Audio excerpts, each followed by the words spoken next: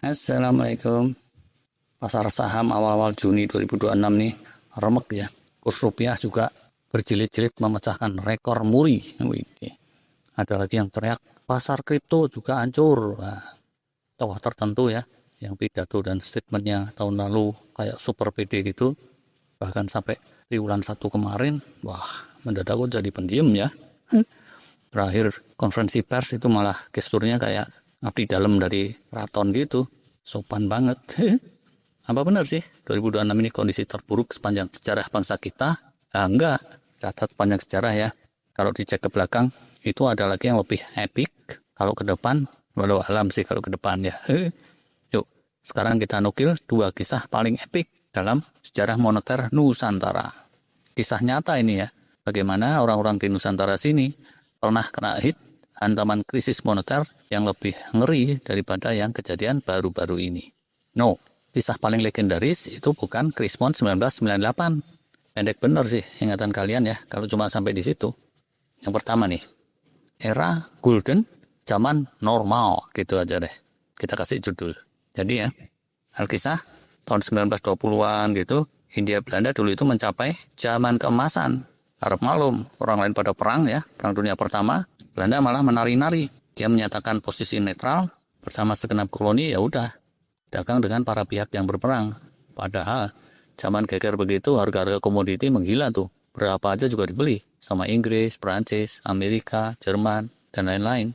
Orang-orang di Nusantara ya yang pernah ngalamin masa itu kelak bilangnya itu zaman normal gitu ya. Hanya ada dua, habrat gitu katanya. Ini bukan salah ketik.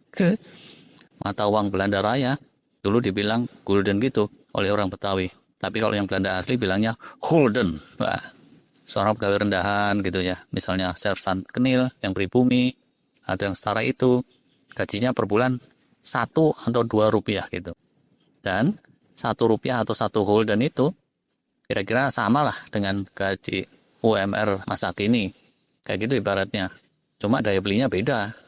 Segitu tuh udah amat mencukupi untuk kebutuhan sebulan, bahkan kalau diirit-irit masih bisa nabung. Kalau yang Indo atau bule, wah lebih leluasa lagi tuh secara keuangan. Pertumbuhan ekonomi India Belanda, nah bukan sekitar 8% coy. Apa sih itu? Pertumbuhan kok cuma 1 digit. Saking pedenya ya.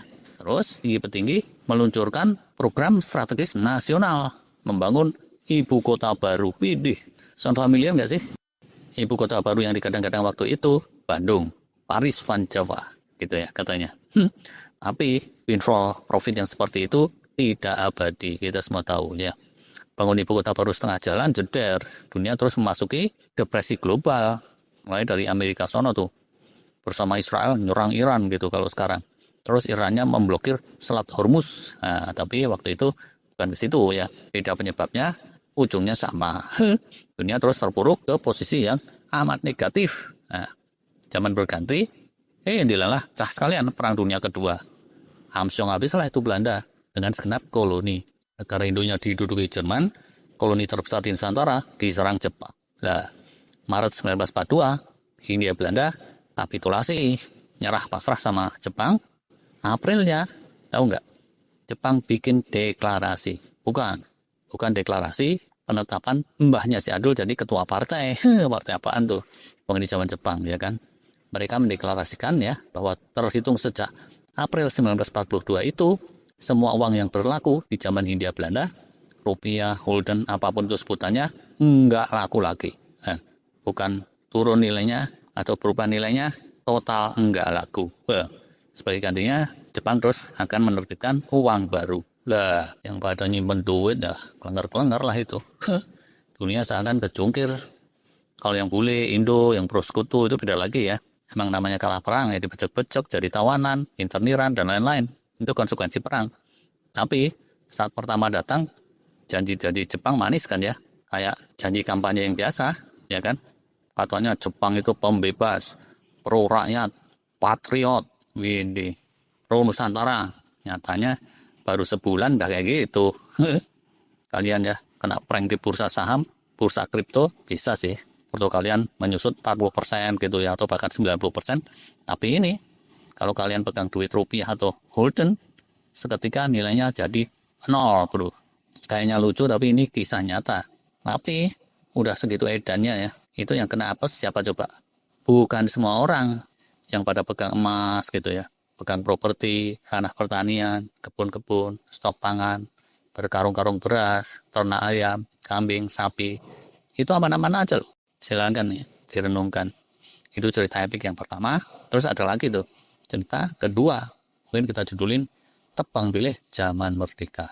Nah, dari sejarah kita udah dikasih tahu, habis zaman Jepang, Nusantara geger beberapa tahun, terus Indonesia merdeka. Nah, besar nasib, zaman kemerdekaan awal-awal ya, gonjang ganjing moneter, ada lagi tuh, kelasnya epic lagi. Tahun 50-an gitu ya. Secara di atas kertas sih merdeka, cepat-cepat gitu, kadang tentengan sana sini lah gitu ya. Wah, negara kita kaya, pertumbuhan 6,5%, atau gimana lah itu ngomongnya. Tapi secara finansial ya, segenap bangsa nih masih kocar-kacir, namanya baru merdeka. Tahu-tahu pemerintah terus jeder, bikin keputusan pemotongan uang senering. Ini beda ya sama redenominasi yang kemarin diobrolin. Tolong koreksi kalau salah. Berdasar putusan senering, semua uang kecil itu tetap semula 1 perak, 2 perak, 5 perak ya tetap nilainya kayak semula. Tapi yang pecahan 1.000 ke atas, 3 nolnya ngelundung, alias semula 1.000 jadi Rp1, 10.000 jadi Rp10. Yang semula 1 juta tinggal Rp1.000. Kapok mau kapan? Orang kaya yang nggak siap yang melet lah itu. Yang lagi perjalanan kereta api gitu ya, atau naik bus, wah beneran. Kalau di sakunya uangnya 500-an semua, bergepop-gepop, oh kita tertira. Tapi kalau dia pegang pecahan 1.000-an, maka berapa gepok pun itu nggak bisa dipakai belanja. Yang dagang pada nggak menerima lah ya, leleran di jalan tuh ujungnya sama rakyat. Terus besok-besoknya uang-uang besar dibuang-buang tuh, banyak orang serasa kena prank. Mau ngamuk-ngamuk sama siapa ya, amsyong lah mereka seamsyong-amsyongnya.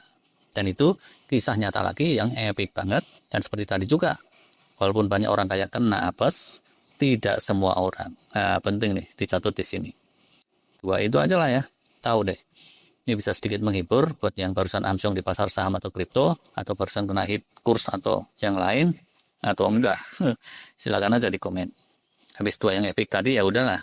Ada lagi tuh, zaman orde baru, orde lama, Christmas 98, terus zaman kekinian. Nah, mudah-mudahan zaman sekarang mungkin banyak yang nggak tahu ya, atau lupa sama gonjang-ganjing masa lalu, tapi di ingatan kolektif bangsa kita, pengalaman pahit itu masih membekas. Tinggal kitanya aja masih mau dengerin kata-kata mereka atau enggak. Oke deh, tapi kurangnya mohon maaf ya. Terima kasih sudah nonton sampai sini. Wassalam.